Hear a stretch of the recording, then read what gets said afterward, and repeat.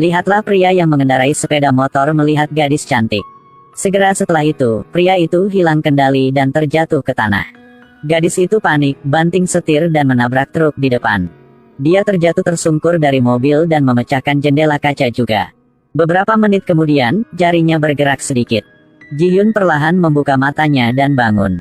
Dia menyentuh tubuhnya dan menemukan bahwa dia tidak terluka sama sekali. Saat itu, beberapa orang sedang mengerumuni mobil Ji-hyun.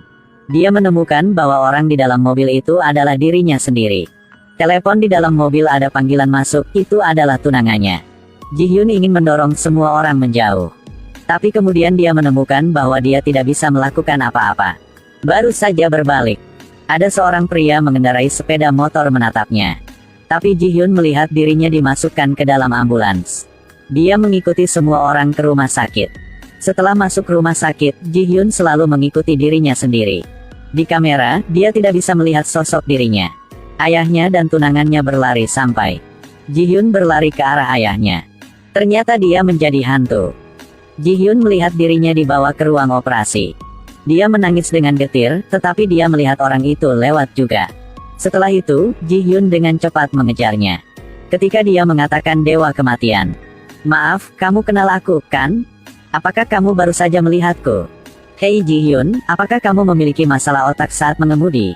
Setelah itu, dewa kematian melihat pasien yang terbaring di ranjang rumah sakit. Jiwa paman itu telah lolos.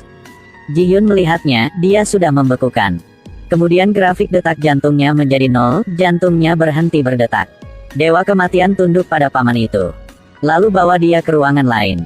Dia mengangkat tangannya sekali dan pintu lift terbuka. Paman masuk, lift ditutup lagi. Kemudian lift menjadi asap dan menghilang. Dewa kematian naik ke teras dan berkata kepadanya. Dia adalah orang yang memimpin dan membawa jiwa ke alam baka.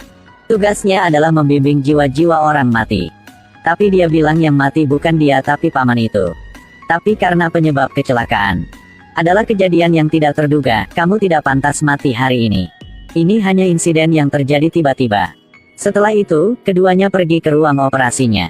Dia melihat bahwa orang tuanya dan tunangannya ada di sana. Kemudian bahkan ada teman sahabatnya. Dan bahkan teman-teman sekelasnya juga datang. Dokter berkata Ji-hyun akan berubah menjadi tumbuhan, otaknya sudah mati. Dewa kematian berkata padanya. Karena dia meninggal karena kejadian yang tidak terduga, ada cara lain. Salah satunya adalah pergi bersamanya ke lift samsara itu. Kedua, dalam 49 hari temukan 3 orang yang benar-benar mencintainya. Dengan begitu, Ji-hyun bisa kembali. Ini adalah suatu keharusan. Tapi harus menemukan 3 orang yang benar-benar meneteskan air mata untuknya. Ji-hyun mengatakan itu terlalu sederhana. Baru-baru ini, sahabat dan tunangannya semua menangis karena dia. Dewa kematian berkata dia berpikir mereka memang menangis karena dia. Kemudian membawa dia kembali ke pemakaman. Air mata ungu adalah simpati. Itu karena teman-temannya melihatnya mati muda. Air mata abu-abu mewakili penghiburan. Wanita ini meneteskan air mata karena kesopanan. Dan saudara perempuannya, air matanya berwarna putih. Itulah orang yang benar-benar mencintainya. 2 lainnya juga meneteskan air mata abu-abu. Kemudian dewa kematian membawa Ji-hyun ke toko serba. Gadis ini Yi Kyung, 28 tahun. Waktu kerjanya dari jam 2 pagi sampai jam 9 pagi. Dewa kematian membiarkan Ji-hyun meminjam tubuhnya di siang hari. Tapi ada 3 syarat. Jangan beritahu siapapun identitas asli sendiri. Kedua, sebelum jam 12 malam untuk kembali ke rumah.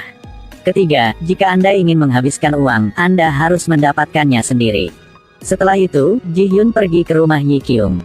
Pinjam tubuhnya. Saat Ji-hyun memasukinya, dia tidak merasa familiar. Saat dia membuka pintu kamar mandi. Mengapa seorang gadis begitu sederhana? Ji-hyun memakai sepatu tua dan berkeliaran di jalan. Tapi saat dia melihat dirinya di cermin, Ji-hyun bahkan takut untuk shock. Baru kemudian dia menyadari bahwa ini bukan tubuhnya. Bahkan rambutnya terlihat seperti sudah lama sejak dia mencucinya. Wajahnya terlihat seperti baru saja dipukuli. Pada saat itu, dewa kematian juga berada tepat di belakangnya. Kemudian dia mengulangi 3 kondisi lagi. Lalu berikan Ji-hyun ponsel. Telepon apa ini? Anda memiliki 48 hari dan 3 jam lagi. Apa ini? 29 menit. Ini adalah waktumu yang tersisa.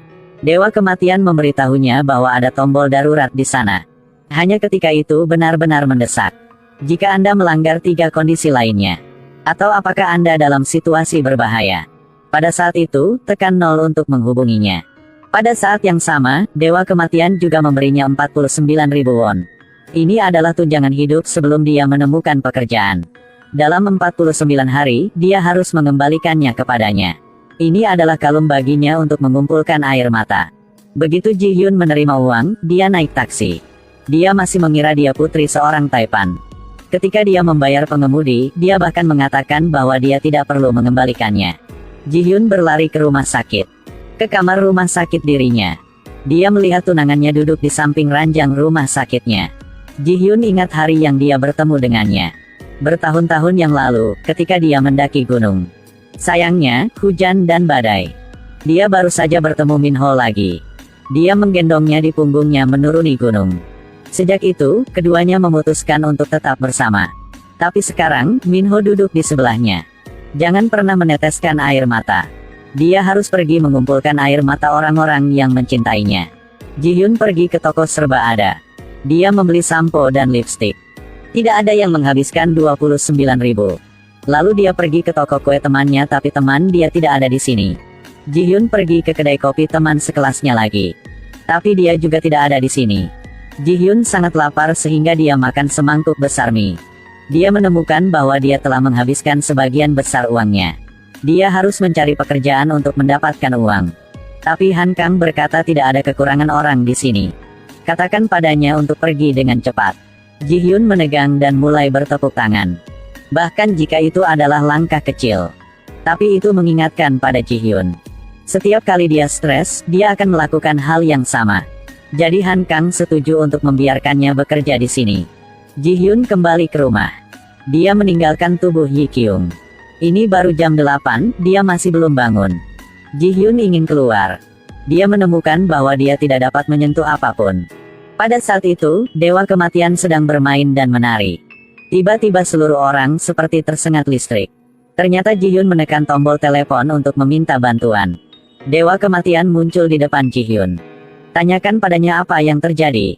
Ji Hyun bilang dia ingin Dewa Kematian membukakan pintu untuknya. Dewa Kematian menjadi marah. Dan berkata dia tidak akan membantunya dengan hal-hal manusia. Setelah mengatakan itu, dia menghilang lagi. Keesokan harinya, Ji Hyun mencuci rambutnya hingga bersih dan wangi. Dia memulai pekerjaannya mengumpulkan air mata. Setelah pergi ke kedai kopi untuk bekerja, dia berubah menjadi Ji Hyun berbeda. Kejutkan semuanya. Padahal itu tubuh Yi Kyung. Tapi Ji Hyun masih mencintai kecantikan. Bagaimanapun itu adalah jiwa Yi Kyung. Dia menjatuhkan pisaunya ke tanah. Kemudian ambil dan usapkan pada celemek. Saat membawa air, tangannya gemetar. Tuang air, tuangkan semuanya. Basah bahkan baju tamu. Han Kang buru-buru menarik Ji Hyun keluar. Tanyakan padanya apakah dia tahu cara bekerja. Apakah resumenya asli atau palsu. Dia menyuruhnya untuk segera pergi ke Hotel X untuk membuktikannya. Jika tidak, dia akan segera memecatnya. Setelah itu, Ji Hyun langsung lari ke Hotel X. Tidak menyangka Yi Kyung benar-benar bekerja di sini. Ji Hyun bahkan melihat tunangannya ada di sini juga. Dia dengan cepat berlari mengejarnya. Pada saat itu, sahabatnya juga berdiri di sampingnya. Tapi dia tidak mengenalinya. Ji Hyun melihat lift berhenti di lantai 18. Dari lantai 6 ke atas semua kamar hotel. Mereka berdua masuk ke lift bersama-sama. Ji Hyun menekan lantai 20 tetapi sahabatnya menekan lantai 18.